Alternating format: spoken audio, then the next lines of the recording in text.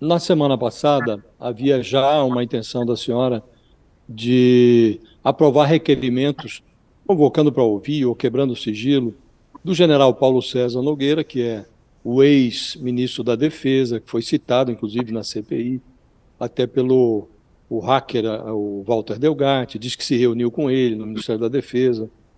E há uma dúvida em relação ao general Lorena Cid, que é o pai do Mauro Cid. Inclusive, o presidente da CPI acha até que ele não deve ser chamado, porque o problema dele lá é com as joias e não seria personagem dessa investigação da CPI do 8 de janeiro. O que eu queria lhe perguntar existe consenso para a aprovação desses nomes? Por exemplo, o ex-comandante Paulo Sérgio Nogueira, que agora o ex-ministro da Defesa, aliás, que inclusive está prestando depoimento hoje no TSE, o Gustavo Dutra já é pacificado, o Augusto Heleno, esses generais todos, a senhora acha que serão levados à CPI? Alguns deles pode haver algum obstáculo para levar para lá? O Lorena Cid, há mesmo esse entendimento de que não é personagem para ser ouvido nessa comissão? Como é que está a situação de cada um desses generais? Nós, especificamente em relação ao Lorena Cid, né, eu fiz um pedido, inclusive, de quebra de sigilo, que ainda não foi apreciado na comissão. Há uma disposição, na verdade, de ouvi-lo, porque no caso específico, Josias, da família Cid, ali é acerca da movimentação financeira dos recursos, né, em torno das joias. Então, a gente não vai fazer o aprofundamento, por exemplo, da investigação em relação às joias, mas nós precisamos aprofundar e entender se o dinheiro dessa negociação, de alguma forma, veio para o 8 de janeiro, irrigou, na verdade, o 8 de janeiro. Então, para Em isso, nós relação a precisamos esse caso minimamente. específico, a senhora conseguiu convencer o presidente da comissão, o Arthur Maia, que acha que não é o caso? Não, até o presente momento, a gente ainda não conseguiu essa aprovação, né? Mas eu acredito que a gente poderá estar construindo aí nas próximas semanas algum tipo de entendimento para que nós possamos colocar e pautar, de fato, esses requerimentos, né? Sobre os outros que você cita, por exemplo, de outros generais, não é? Lá do Ministério da Defesa, inclusive citados pelo Walter Delgatti aqui no O seu Paulo Sérgio depoimento. Nogueira, o ex-ministro. Isso, o Paulo Sérgio, ele é muito importante, como também, na verdade, nós temos outros nomes também importantes, que foi o caso do Câmara, que conduziu, ele, no caso, era um coronel que conduziu até a sede do Ministério da Defesa. São nomes pertinentes, como é do Dutra, como é do general Heleno, né, como é do Braga Neto. São Agora, por nomes que que, por que, até. senadora, desculpe a insistência, mas por que o Paulo Sérgio Nogueira, que é tão importante, a senhora tem toda a razão, não há como concluir o trabalho da CPI sem ouvi-lo, o ex-ministro da Defesa, né? Por que ele foi retirado do rol de requerimentos que foram submetidos à votação na semana passada? E essa Josias, retirada se deu depois do encontro com o comandante do Exército, né? Josias, a CPI, eu acho que o Brasil todo está acompanhando e você vê que não tem sido sempre ações uníssonas, não é? Na verdade, a comissão é muito plural, então você tem uma presença muito grande de parlamentares que pensam diferente e a gente tem trabalhado muito para tentar construir minimamente um acordo. Então, a gente nem teve reunião na semana passada, porque houve muito embates ali internos, e houve até suspensão dessa reunião deliberativa, e depois o presidente colocou apenas aquilo que ele entendeu que poderia minimamente atender tanto o campo da oposição quanto o campo do governo e também a relatoria. Então, não é simples, na verdade, você fazer a construção desse acordo. Ele tem uma decisão que o presidente Maia tomou, ele é o dono da pauta, como a gente diz, né? Então, ele tem, na verdade, a prerrogativa de definir o que vai para a ordem do dia, e é uma tática, na verdade, que ele utilizou, uma decisão dele em relação a essa construção de Senadora, Agora, acordo. eu senadora, queria Quando eu eu vou saber da até produzi pedir isso, senhora eu o que perdão que a aos senhora colegas para. pensa sobre o fato de o Walter Delgatti não ter tido nenhum registro da passagem dele pelo Ministério da Defesa. Eu queria saber da senhora o que que a senhora pensa disso. É porque, na verdade, ele não fez porque não havia nada de republicano ali. Ele foi no Alvorada e tem fotografias, por exemplo, inclusive registradas da revista Veja, né? Ele conta detalhes da reunião, mas também não há nenhuma passagem dele no Palácio da Alvorada, registrado, né? Depois, o próprio Flávio Bolsonaro admitiu de que ele realmente esteve no Palácio da Alvorada.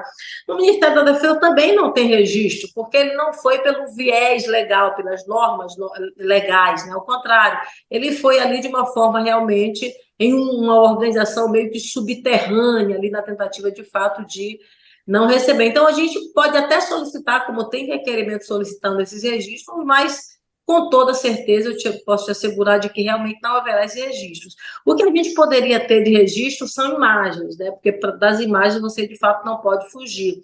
Nós protocolamos, a deputada Jandira Fegali apresentou um requerimento onde a gente pede essas imagens, são imagens ainda antigas, porque o tempo e a própria organização de acúmulo, na verdade, de registro de imagens, ela tem um período, às vezes, 3 meses ou 4 meses, e ela vai cobrindo, na verdade, a não ser que você resgate ali e faça o arquivo. Mas o que a gente pode, na verdade, buscar são essas imagens. O que passa disso, pelas vias normais e de registros formais, eu acredito que realmente a gente não terá, né? E o depoimento dele, que é um depoimento absolutamente respaldado em fatos, que a gente tem, inclusive, feito essa contraposição, a gente tem buscado, inclusive, com fatos, fazer essa contradita, né, no sentido de chegar, de fato, a essas confirmações. Agora, o Thales entrou na história do Delgatti, aí me chama a atenção essa informação de hoje, senadora, que o ex-presidente Jair Bolsonaro resolveu fazer uma denúncia queixa e processar o hacker por ele dizer que ele está mentindo, né? Como é que a senhora vê essa atitude de Bolsonaro? Quer dizer, ele processa Walter Delgatti até como uma forma de se defender e falou desde o início que é fantasiosa. Em quem acreditar? Né? Como é que fica a população em geral que ouve esses episódios? Né? Em quem a senhora acredita? Olha, ele está no papel dele, né, de tentar encontrar uma situação e desqualificar, por exemplo, a fala do Walter Delgatti, né? Então, ele, na verdade, busca esses artifícios, mas a gente tem, como eu coloquei, alguns elementos que são, inclusive, comprovados não apenas de agora, mas lá atrás, porque, por exemplo, a gente tem uma ata notarial que ele registrou naquele período, e nesta ata notarial já havia, por exemplo, a confirmação do encontro dele com a Carla Zambelli, da conversa dele ali, o registro dele de ir até um posto de gasolina, e ali, que era chamado frango assado, e ali teria falado com o presidente por telefone.